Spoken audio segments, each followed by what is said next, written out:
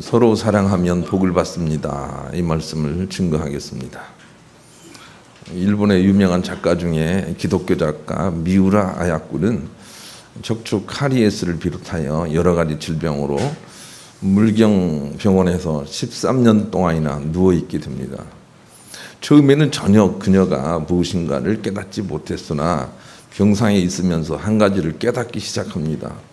그것은 자기처럼 아픈 사람들이 병상에 같이 누워 있는데 어떤 사람들은 늘 자기가 아프다고 다른 사람들에게 위로나 받으려고 하고 치유나 이렇게 받으려고 하고 자꾸 이렇게 어린아이처럼 도움만 받으려고 하는 사람이 있는가 하면 어떤 사람은 개 중에 굉장히 아프지만 그래도 남을 격려해 주려고도 하고 남을 붙잡아 주려고도 하고 오히려 역으로 위로해 주려고 하는 사람도 있는 걸 보고 크게 깨닫습니다. 왜 나는 그렇게 살지 못했는가 하는 그런 깨달음을 얻게 되는 거죠. 그리고 생각해 보니까 자기는 자기 집에서도 꼭 공주님처럼 자기 남편이 아주 열심히 수발을 해주고 앉아서 그냥 이렇게 편히 지내는 그런 타입이라는 것을 발견을 하게 됩니다. 그리고서는 크게 회개를 하고 어떻든 지금부터라도 남을 도와주기를 시작해야 되겠다라고 생각하면서 돕기를 시작합니다. 그런데 그런 삶의 변화는 치유를 가져왔고 그가 병상에서 일어나 수혜점을 하면서도 그 남을 도와야 되겠다는 마음을 바꾸지 않습니다. 그래서 옆 가게와 경쟁하지 않고 오히려 옆 가게가 잘 되도록 배려를 하고 일부러 어떤 품목은 갖다 놓지 않습니다. 옆에 가서 사라고 하면서 배려를 했는데 그 배려의 정신이 자기 건강을 유지하게 했고 가정을 평화스럽게 했고 그리고 궁극적으로는 자기에게 놀라운 그런 지와 명철이 부어져서 세계적으로 유명한 그런 빙점이라는 소설을 쓰게 됐고 그 외에도 많은 글들을 썼고 이것들이 유명세를 탔고 영화도 만들어지고 하면서 자기를 부자로 만들었어요. 자기는 오히려 욕심을 버렸는데 오히려 자기가 일이 잘 되는 걸 보고 얼마나 예수님을 증거하는지 몰라요. 그의 책들을 한번 읽어보세요. 너무 쉬우면서 너무 편하게 하나님을 증거하고 있어요.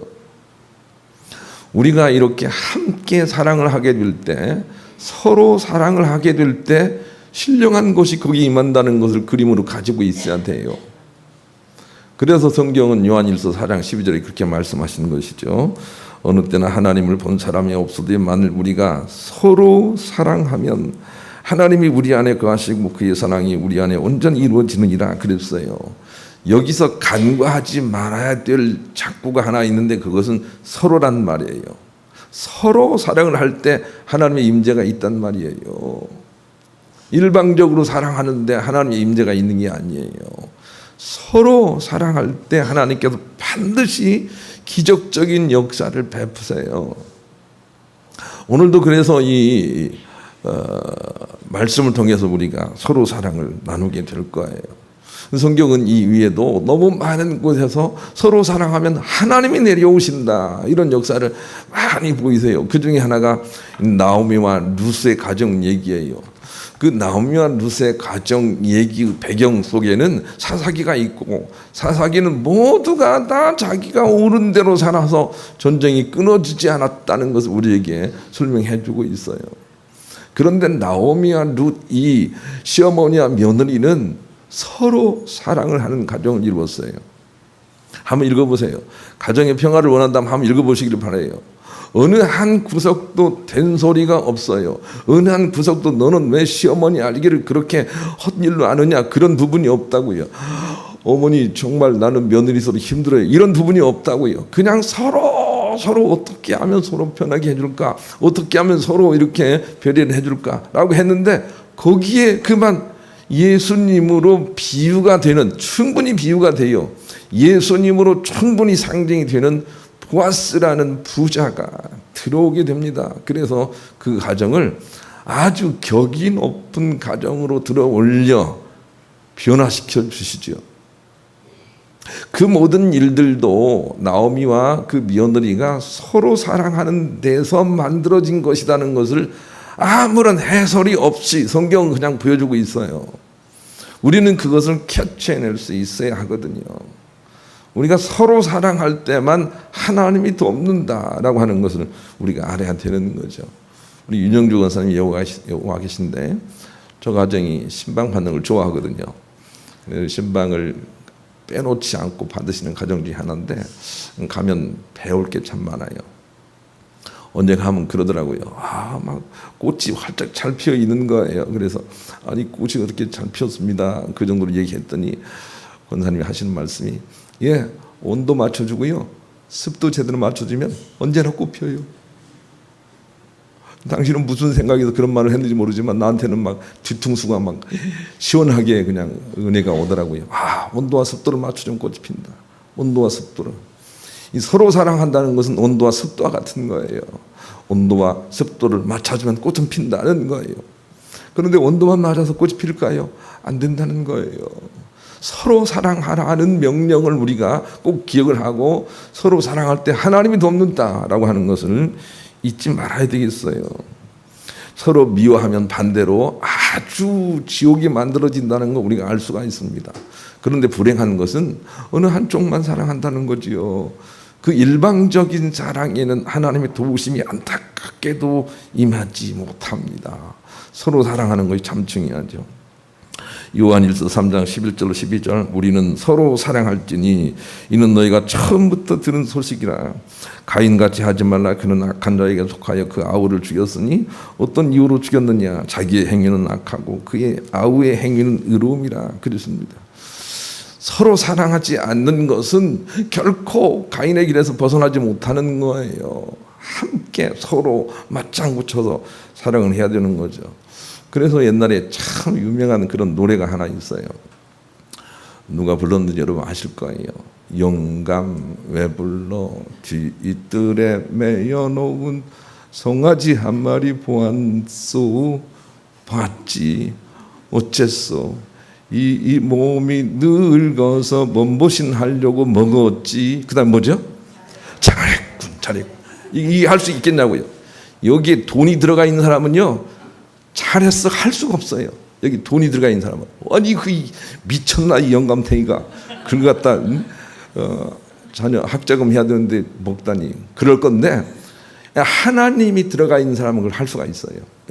서로 맞장구 치지 않으면 결단코 하나님이 돕질 않아요. 즉 소 한 마리보다 맞장구 치는 게 훨씬 더 많은 이익이 있다는 것을 깨닫지 않고는 실천할 수가 없어요.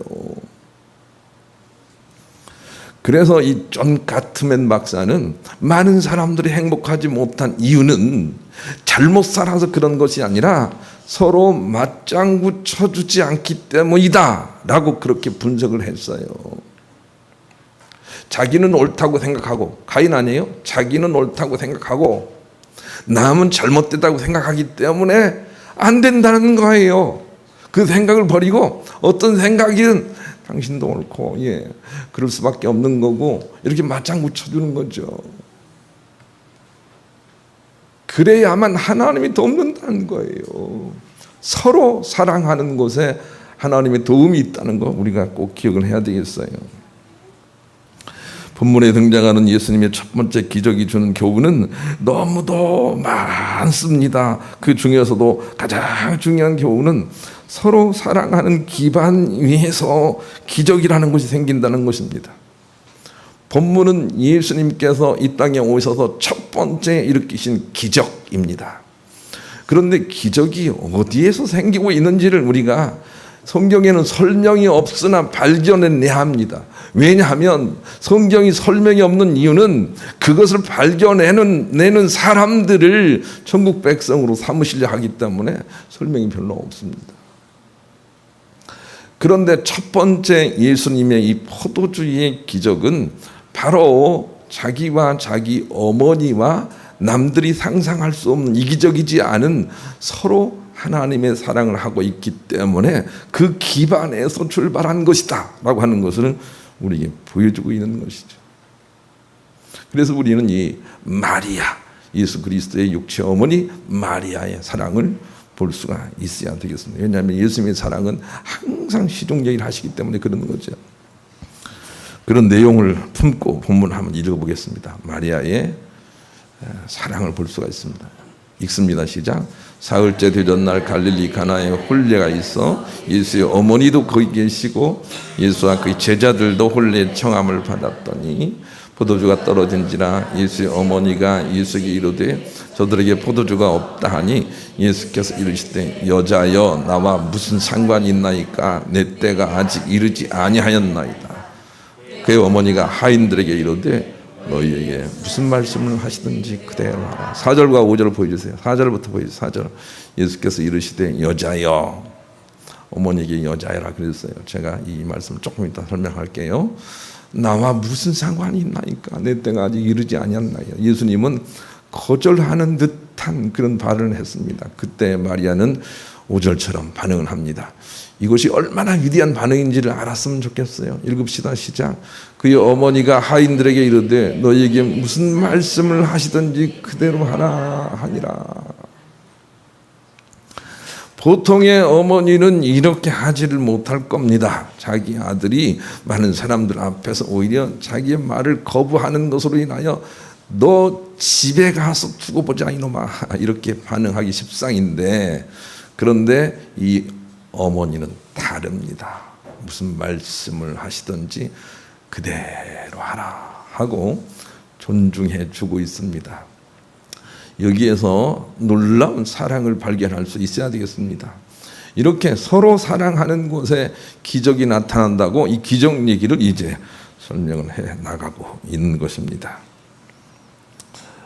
이지선 씨라는 지금은 한동대 교수가 된 청년 얘기를 제가 여러분이 참 많이 했습니다.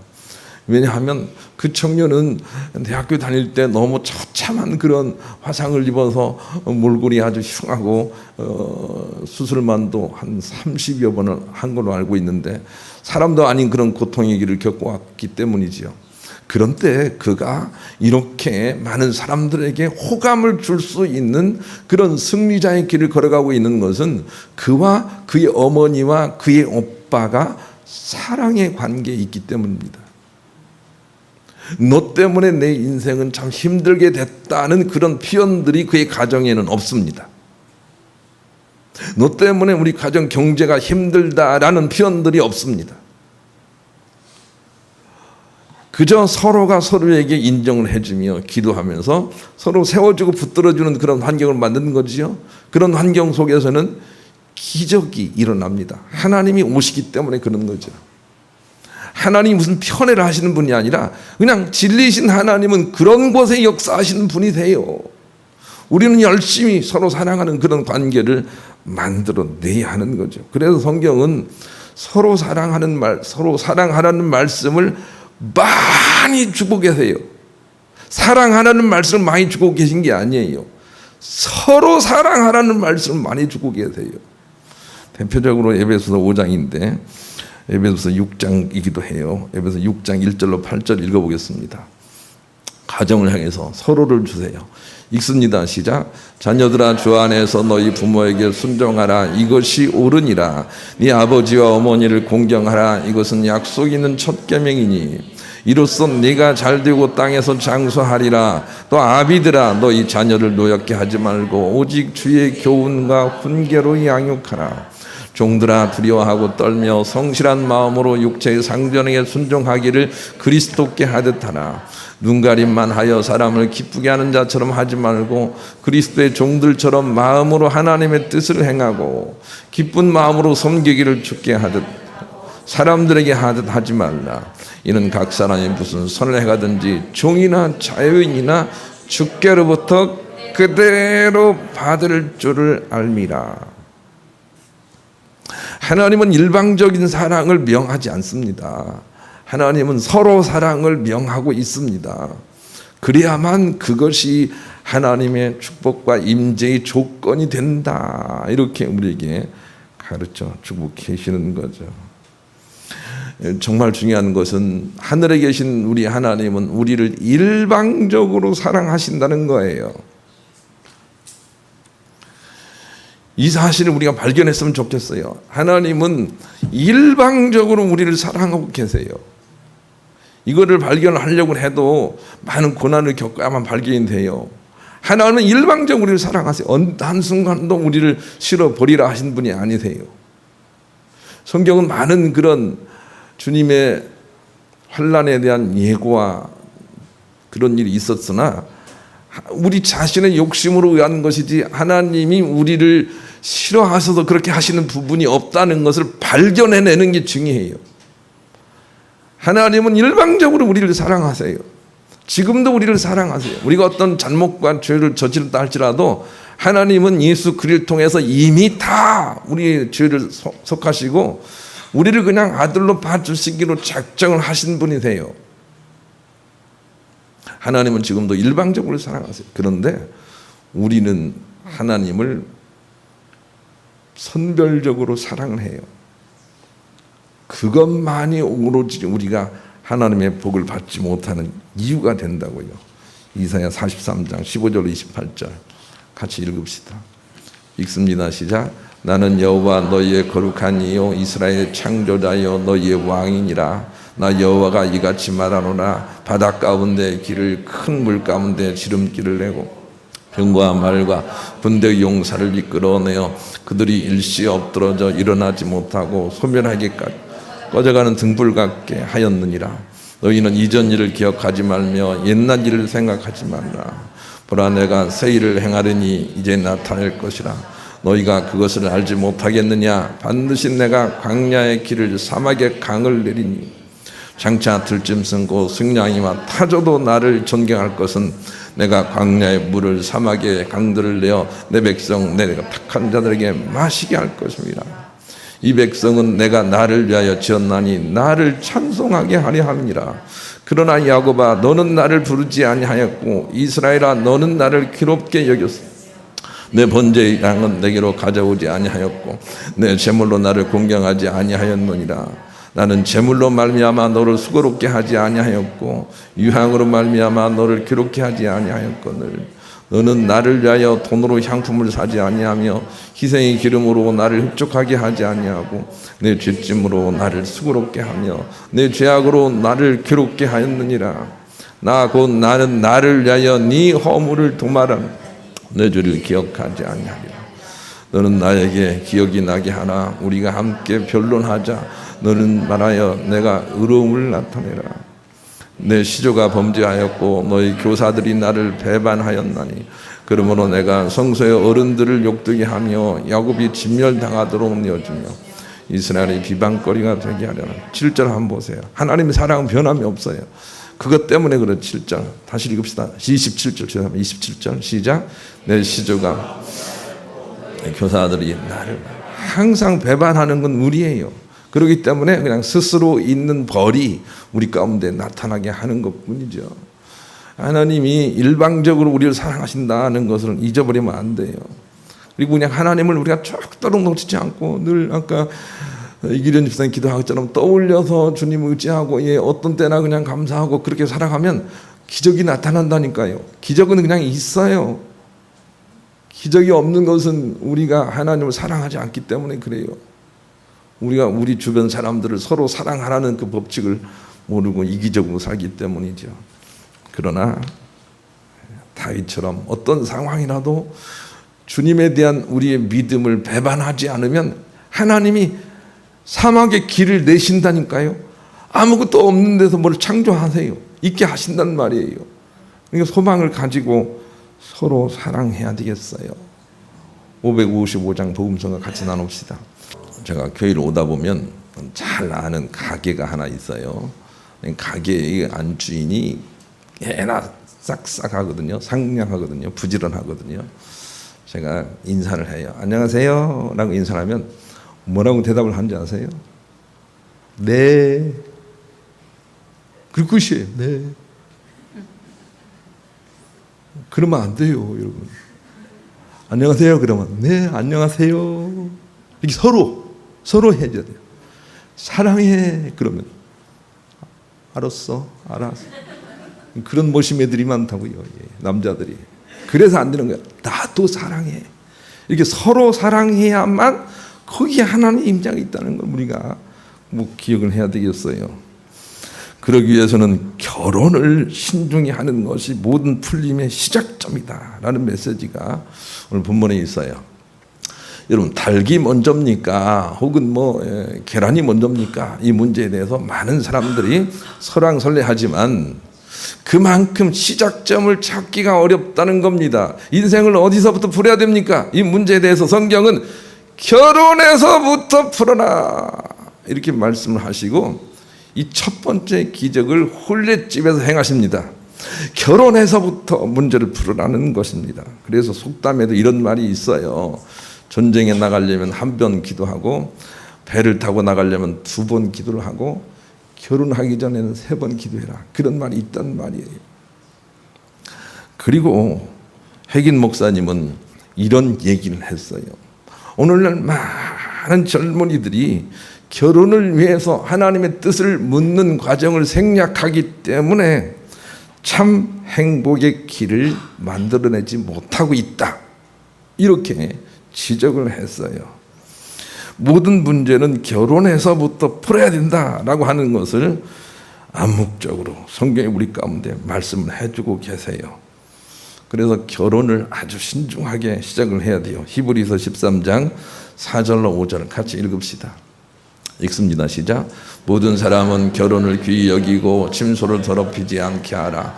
음행하는 자들과 간음하는 자들을 하나님이 심판하시리라. 돈을 사랑하지 말고 있는 바를 족한 줄로 알아. 그가 친히 말씀하시기를 내가 결코 너희를 버리지 아니하고 너희를 떠나자.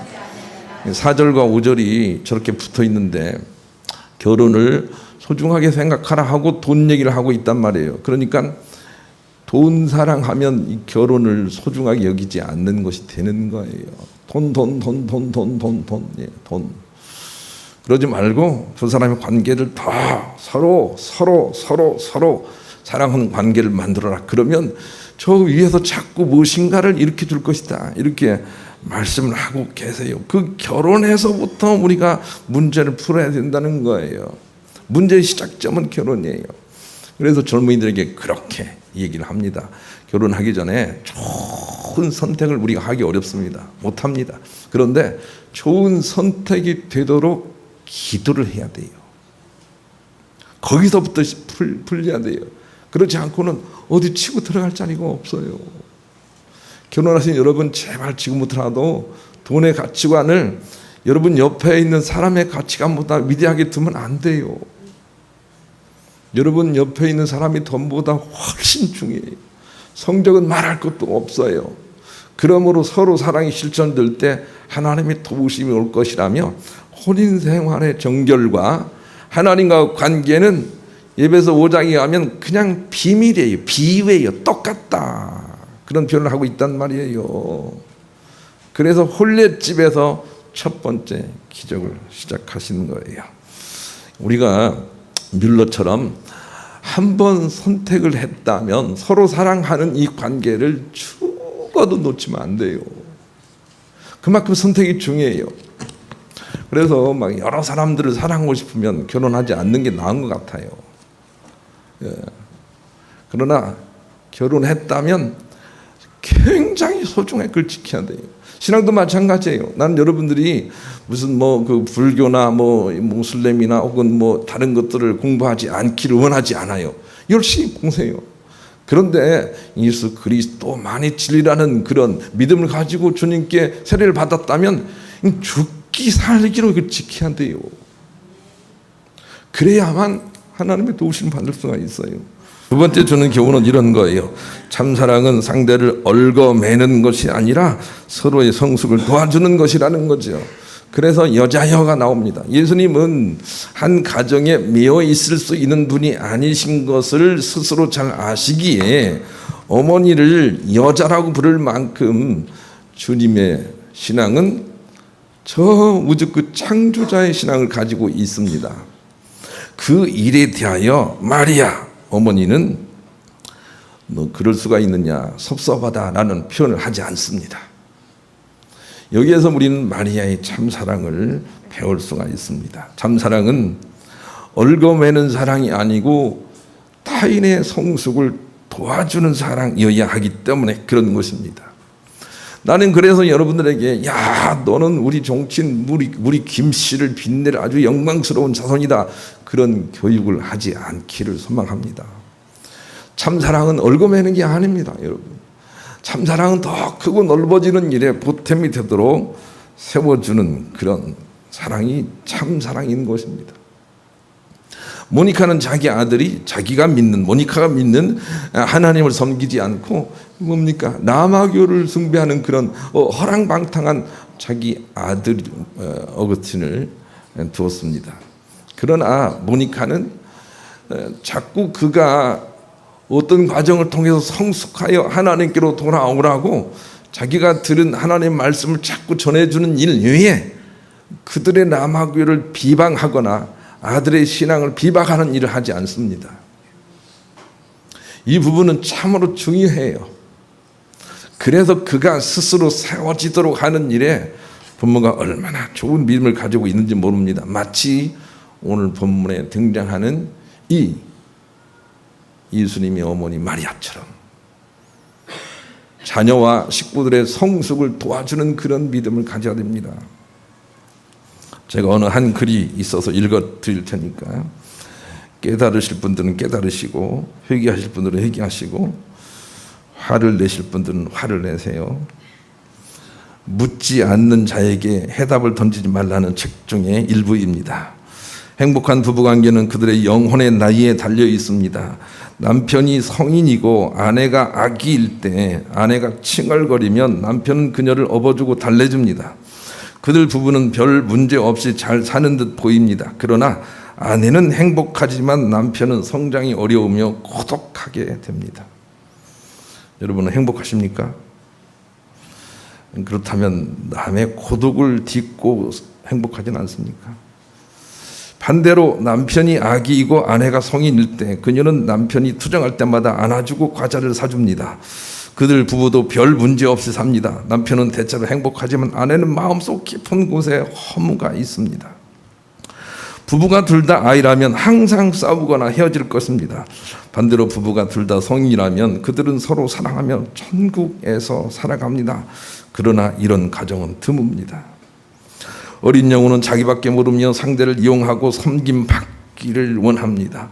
그는 상대가 없으면 살 수가 없기 때문에 상대로부터 떨어지기를 싫어하고 그것을 사랑이라고 착각합니다. 그러나 어린 영혼은 사실 사랑이 무엇인지도 모르며 그가 진정 사랑하는 것은 자신의 느낌, 자신의 감정, 오직 자신뿐입니다. 영혼이 자란 사람은 다른 사람을 섬기는 데서 만족을 얻으며 베풀고 사랑하기를 좋아합니다. 그러나 어린 영혼은 남을 섬기고 비유를 맞춰 한다면 그는 더러워서 못 살겠으며 차라리 죽는 것이 낫다고 소리를 칩니다. 부부 생활은 대화를 많이 한다고 친밀해지며 모든 오해가 풀리는 것도 아닙니다. 대화에는 기술이 필요하며 영적 성장이 필요합니다. 대화할수록 친밀해지는 수준도 있으며 대화할수록 싸움이 생겨서 안 하는 게 나은 수준도 있습니다. 어린이들은 상대방의 이야기를 듣지 않으며 오직 자기 주장과 자기 변호를 할 뿐입니다. 그들과는 대화를 할 수 없으며 장난감을 가지고 놀아줘야 합니다.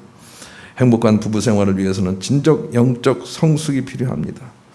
젊은이들이 상대의 멋진 외모, 재산, 학벌 등에 눈이 가려워져서 어린 아이들을 배우자로 선택하는 것은 실로 안타까운 일입니다. 그들이 상대를 바로 보지 못하는 것은 그들도 어리기 때문입니다. 그들은 그 선택의 결과로 많은 대가를 지불하게 될 것이며 그것을 통하여 성장해 가게 될 것이긴 합니다만은 고난도 겪어야 할 것입니다. 뭐 그런 내용의 글입니다. 화나시죠? 마태복음 18장 19장 28절로 29절에도 사랑은 얽어매는 게 아니라는 말씀을 주십니다. 같이 읽어보십시다. 시작. 예수께서 이르시되 내가 진실로 너에게 이르노니 세상이 새롭게 되어 인자가 자기 영광의 보좌에 앉을 때 나를 따르는 너희도 12 보좌에 앉아 이스라엘 12 지파를 심판하리라. 또 내 이름을 위하여 집이나 형제나 자매나 부모나 자식이나 전토를 벌인 자마다 여러 배를 받고 또 영생을 상속하라. 자, 본문에 등장하는 예수님이 왜 그 어머니에게 여자여라고 했는지를 이해할 수 있겠습니까? 그리고 나서 예수님은 어머니를 봉양하지 않은 게 아닙니다. 예수 그리스도는 어머니, 세상의 육적인 가족에 미어있을 수 없음을 부분이 주님이 아시고 말씀처럼 그들 관계를 뛰어넘으시는 거죠. 정말 중요한 것은 그런 자녀의 성숙에 대하여 결코 예수님처럼 신성을 가지고 있지 않았던 이 마리아가 그런 예수님을 놓아주고 있는 것입니다. 이 부분이 기적을 일으키는 토양이 되는 것입니다. 그러니 제발 부모가 자녀들을 향해서 우리 가정 외면하고 딴 데 가면 안 된다랄지, 뭐 그냥 너는 네 부모의 은공을 잊어버려서는 안 된다랄지, 아니면 부모의 생일을 모르는 사람이 어떻게 복을 받겠느냐 할지, 이렇게 얽어매는 일을 하면 안 됩니다. 성숙함을 위해서는 과감하게 집이나 형제나 자매나 부모나 자식이나 버릴 줄 아는 그런 믿음이 필요한 거죠. 그런데 거기에 하나님의 기적이 있습니다. 여러분, 그냥 집 나간 사람을 용서할 그런 얘기가 아니에요. 집 나가는 게 아니죠. 심출하는 거죠. 마음에서부터 가정의 관계를 뛰어넘는 거예요. 그런 자녀가 나왔을 때 그래 맞아 이렇게 해줄 수 있어야 된다는 거죠. C.S. 루이스는 사랑의 네 가지 덕목이라는 책에서 이런 글을 썼습니다. 사랑에 대하여 높은 안목이 있는 사람은 자신이 부딪히는 모든 사람들을 향하여 자신이 높이 평가받을 만한 그 무엇인가를 발견해 내주는 사람입니다. 이런 취향과 안목으로 말미암아 상대방이 성숙하도록 도와주는 것이 참 사랑입니다. 사랑은 본의 아니게 자신이 알고 지내는 사람들에게 다시 자기 자신에 대해서 소망을 갖고 미소 지으며 좋아하게 하는 힘이 있습니다. 그리하여 결국 그들의 진가를 그들 스스로가 알아보게 합니다. 이것이 바로 예수님이 하신 사랑입니다. 그랬는데요, 이 사랑에 대해서 우리가 너무 많이 오해를 하고 있단 말이에요. 말 잘하는 것도 너무 많이 오해를 하고 있어요. 말 잘하는 사람들은 어디 가면 그냥 한 5분 정도를 자기가 말을 해요. 말 못하는 사람이에요. 말은 남이 말을 하도록 자꾸 이렇게 부추겨주는 게 말 잘하는 사람이에요. 남이 말을 하도록 해주는 거예요. 이렇게 해요. 그렇지 않은 사람들도 많이 있는 거죠. 그런데 그런 사람들은 거기에 하나님의 거룩한 오른손의 역사가 임하지 않는다는 걸 모르고 그렇게 하고 있는 거예요. 미국의 전통교회 목사인 존 번디 목사님은 기적 수업이라는 책을 써서 이런 글을 냈습니다. 자기 중심적인 에고의 사랑을 무너뜨리고 진리 하나님 중심의 아가페 사랑을 세우는 수업을 반복하면 기적이 일어납니다. 이것이 제가 가르치고 있는 기적 수업입니다. 그랬어요. 자기를 위한 자기만의 사랑에서 벗어나서 이 크고 넓은 서로의 사랑으로 자꾸 반복해서 수업을 하면, 훈련하면 기적이 일어난다는 거예요. 그것이 오늘 본문 첫 번째 기적이 주는 토양입니다. 우리는 우선 감사할 일거리를 찾아서 감사하는 일부터 시작을 해야 되겠습니다. 어떤 사람들은 추수감사절, 맥추감사절이 왜 있느냐라고 하지만 저거는 작은 핑계에 불과합니다. 그저 그냥 이름을 붙여서 감사하려는 것입니다. 나는 여러분에게 모든 환경과 모든 사람은 장점과 단점을 동시에 가지고 있대. 행복하기를 진실로 원하는 사람들은 그들의 단점은 자꾸 감추어지게 하고 그들의 장점이 자꾸 들춰지게 하는 그런 행위와 언어를 하는 사람이 되어야 한다고 그렇게 여러분에게 권면을 드립니다. 그래서 감사가 필요합니다. 너는 참 공부는 못하지만 참 튼튼해서 감사하다, 이렇게 말을 할 수 있어야 됩니다. 그런데 사랑하지 않는 사람은 반대로 말을 합니다. 너는 튼튼하기는 하지만 정말로 공부를 못해, 이렇게 말을 합니다. 무엇을 들춰내고자 하는 것입니까?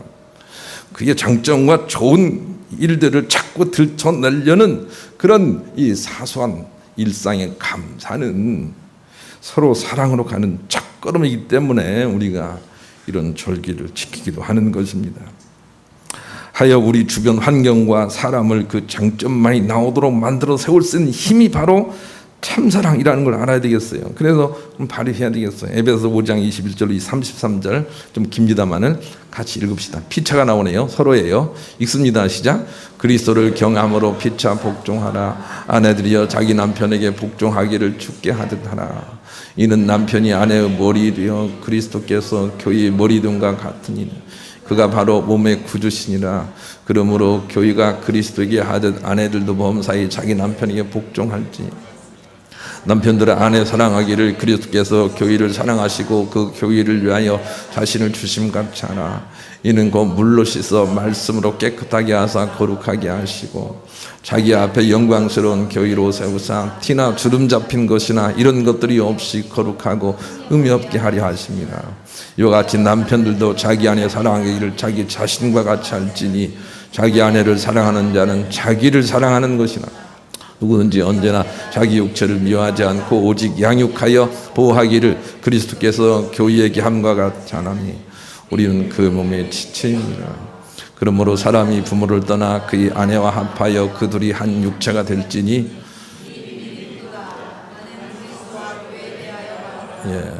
그러나 너희도 각각 자기의 아내 사랑하기를 자신같이 하고 아내도 자기 남편을 32절 보여주세요. 이 비밀이 크도다. 나는 그리스도와 교회에 대한 말. 그러니까 부부간의 얘기를 하다가 갑자기 그리스도와 교회 비밀 얘기를 하세요. 똑같다 그 말이에요. 똑같다. 천국도 똑같다 그 말이거든요. 그러니까 우리가 서로 사랑해야, 피차 사랑해야 되겠어요. 이 사랑을 서로가 하게 될 때 거기서 나타나는 것이 바로 기적의 회복이다 라고 말씀을 하십니다. 성경은 그것을 적과 꿀이 흐르는 땅이라는 표현으로 쓰기도 합니다. 여러분 가정을 생각하면서 회복된 가정, 서로 사랑하는 가정, 그 가정이 어떻게 될 것인지 시편 128편 1절 6절을 마지막으로 읽겠습니다. 이런 가정이 되는 거예요. 읽습니다. 시작. 여호와를 경외하며 그의 길을 걷는 자마다 복이 있도다. 네가 네 손이 수고한 대로 먹을 것이라. 네가 복되고 형통하리로다. 내 집 안방에 있는 내 아내는 결실한 포도나무 같으며 내 식탁에 들려 앉은 자식들은 어린 감람나무 같으리로다. 여호와를 경외하는 자는 이같이 복을 얻으리로다. 여호와께서 시온에서 내게 복을 주실지어다. 너는 평생에 예루살렘의 번영을 보며 네 자식의 자식을 볼지어다. 이스라엘에게 평강. 자식의 자식이 복되는 걸 보려면 십계명 나오잖아요. 서로 사랑하는 그런 환경을 만들면 됩니다. 여호와를 경외함으로 서로 사랑할 때 그렇게 될 줄로 믿으시고 기적은 멀리 있지 않고 서로 사랑하는 곳에 있다 라고 하는 걸 깨달아 실천하심으로 기적들을 체험하시는 여러분 되시기를 우리 주님의 이름으로 간절히 축원합니다.